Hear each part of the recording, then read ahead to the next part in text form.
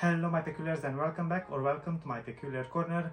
If you are new here, my name is Andy and here we are at yet another magical encounter. I hope you had a nice week and I hope you are not melting as I am right now because we have 35 degrees outside. Summer decided to come one more time before autumn is gonna start settling in. But luckily we just had only 2 days of super heat. Today is the worst. We have, as I said, 35 degrees, so it's very hot. If it's the same in your country, make sure you're gonna stay safe and in the shadows, drink a lot of water, hydrate yourself. And also watch my video because what else is to do, right? With this heat, you just need to stay inside and safe. And today we are going to continue our journey through history of the world and we are going to discover the next notebook, and that's the life and times of William Shakespeare. Now this was released as a Shakespeare 400 years. Again, it's part of the historical notebooks collection and it's full of goodies. But without further ado, let's dive in and crack on with the show.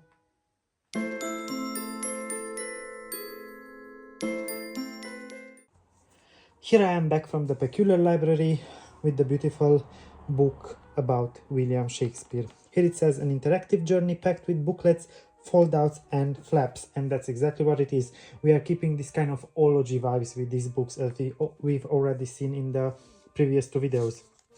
Now here is the spine. Of course it was released by Templar Books. This one, compared to the others, you will see that it does not have that magnetic cover, and probably because it's the edition. I'm not sure if this is the UK or if this is the US, but it's still the UK edition, so I'm not sure why it was released without the magnetic cover, but nevertheless, you know, what matters is what's inside, and it's a very beautiful book. And here we have all the world's a stage and all the men and women merely players. They have their exits and their entrances, and one man in his time plays many parts. The year is 1613.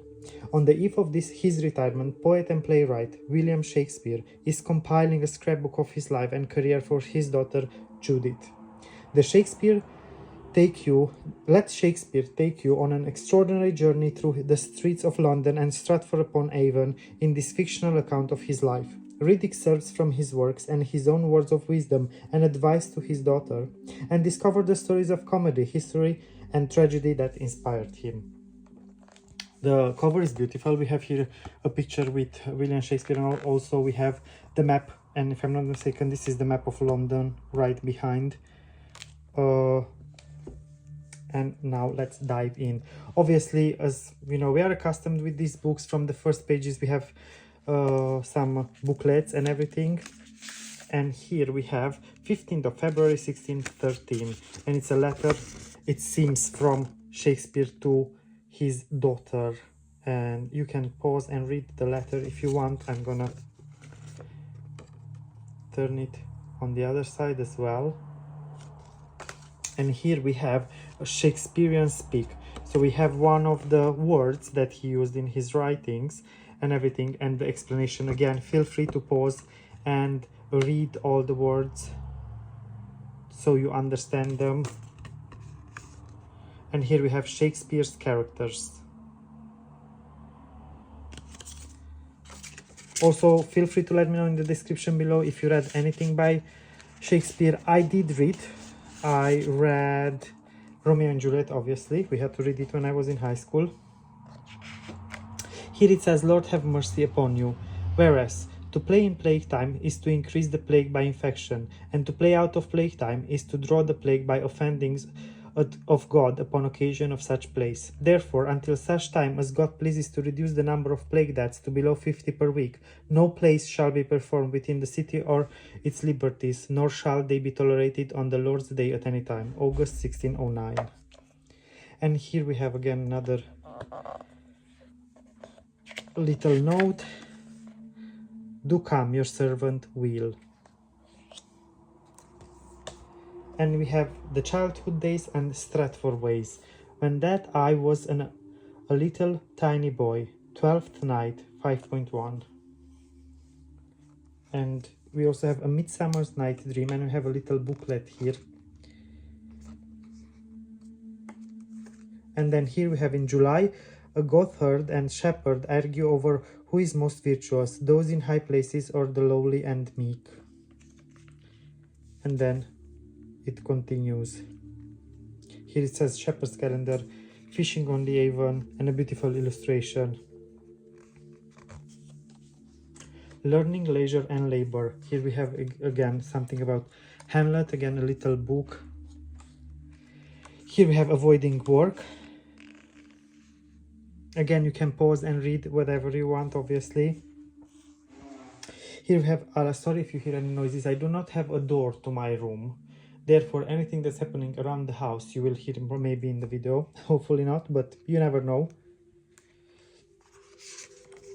Here we have, we shared but one copy of this poor dog-eared book among 25 smudge-handed schoolboys. This was our key to the Latin tongue and the great world of learning.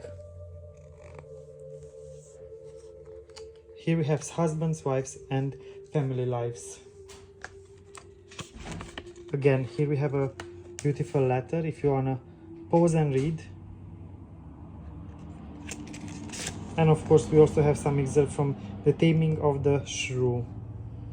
And we have a bit about, so these little books are basically some of Shakespeare's work, and then something about like a little note about that work of his. Now here we have, if I'm not mistaken, yes, exactly, Shakespeare's Family Tree. This grant giving my father the right to bear a coat of arms was awarded in 1596, but Pa only had 4 sweet years to enjoy his coat of arms, his lifetime dream. And then here we have some writings and the coat of arms. Then the next, London Life and Roguish Strife. What is the city but the people? And here we have goodly advice for traveling by night through London. And we have a beautiful, beautiful illustration here. It says Parte of the Greers of London. Very nicely done. And of course his work. And on the back we have the canting speech, and also a ruffler, an Abraham man, a jackman, a prigman, a sneaking budge, a patrico, a dimber damber, and dish cloud. Pause and read if you wish. I really love the illustrations and the way this book is built with all these excerpts and everything. Here we have A Place for Place. This is the Globe Theatre, which we all know from London. Here we have something about Othello in this little booklet. And then we have Players and Penmen. And we have something about Ben Fonson, my great rival and friend. Kind, passionate, brilliant, angry Ben Fonson. Would he could love as fiercely as he can write. And we have also about Richard Burbage, Christopher Marlowe. If you are gonna watch A Discovery of Witches, you might meet some of these characters. I'm not saying more because I don't want to spoil it for you, and there's definitely a book you have to write to your to be read list.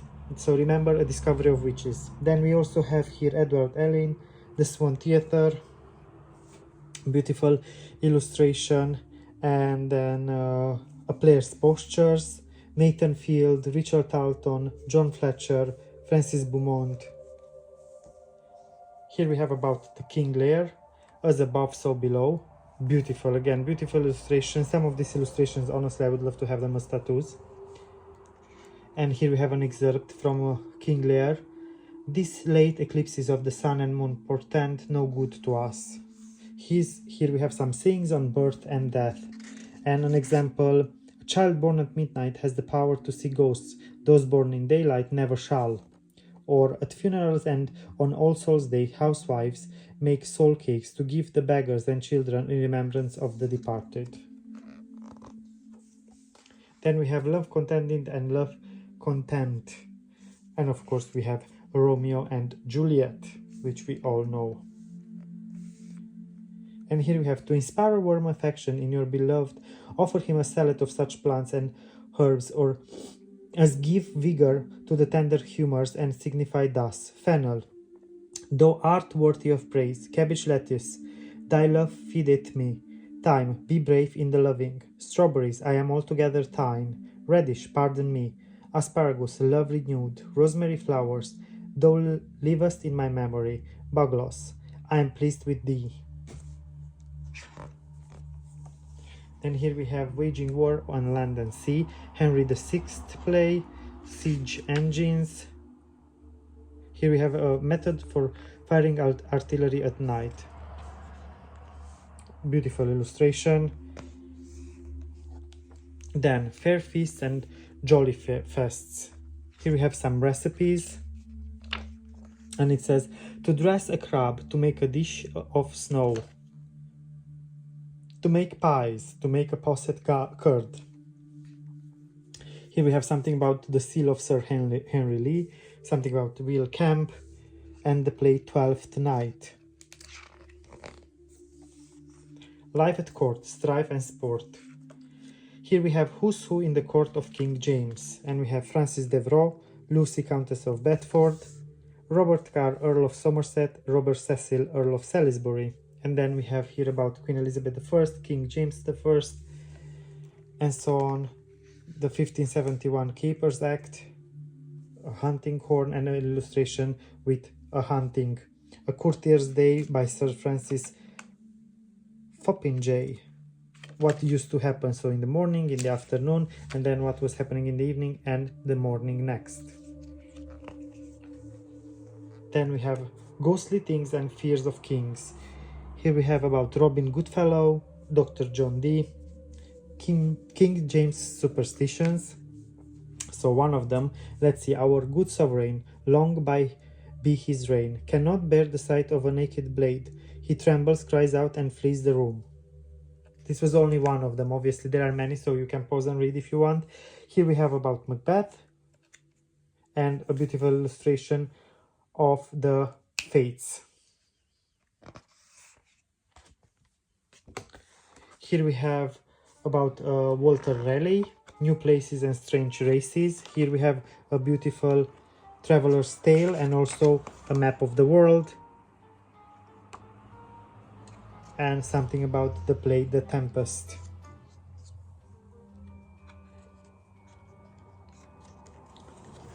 And then we have on 11th of April 1613, My Dearest Judith, and again we have a big letter, and here we have Mr. William Shakespeare's Last Will and Testament. And of course we also have some surprises at the end in an envelope, and we have Friend Will. Then we have some notes, and here the beginnings of a story for wee Bessie. Once on a time, many and many a year ago, there was a brave wench whose brother, her twin, was alike to her as two daisies are like to one another in a summer's field. This maiden was fair, and yet more than fair, she was virtuous, and yet more than this withal, she was witty. And she had great need of her wit, for on the eve of her brother's wedding, an ancient hag appeared and warned the wench that her new sister-to-be was not what she seemed. Again, super interactive, and of course, it's teaching you and your kids a lot of things. Now, again, this was another impressive book, and it teaches you a lot of history, a lot about one of the most famous writers in the history of the world. So I'm very happy I managed to get it. In the description below, you are gonna find links to where you can find this book. I really hope I will manage to get some links for you. As you know, with these books, they are kind of like considered a bit rare, so it's not as easy to find, but I will do my best to find some links for you to some shops so you can get your own copy if you wish to. I really hope you enjoyed this week's video. Let me know in the description which one is your favorite play or anything else that William Shakespeare wrote. And until next week, don't forget two very important things. Stay magical, stay peculiar, always. Bye for now.